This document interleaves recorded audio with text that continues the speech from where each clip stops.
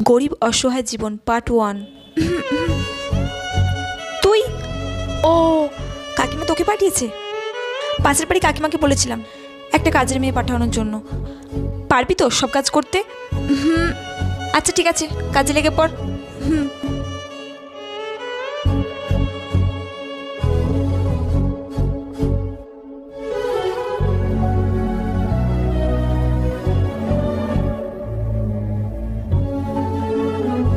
আমার এখানে 500 টাকা কম কেন?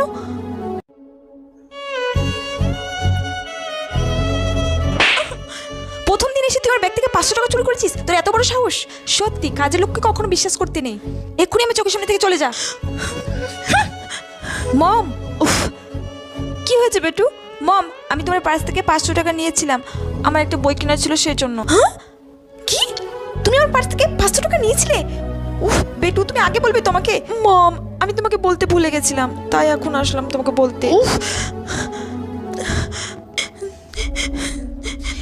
এই শোন, তুই আমাকে ক্ষমা করে দিস, আমি তোকে না বুঝে মেরে দিয়েছি। আর তুই বলবি তো তুই টাকাটা নিসনি? আমি বুঝতে পারিনি, তুই আমাকে পারলে ক্ষমা করে দিস রে। সোনি অফিসিয়ালকে সাবস্ক্রাইব করতে ভুলো না। ভিডিওটি শুধুমাত্র এন্টারটেনমেন্টের জন্য, কেউ সিরিয়াসলি নেবে।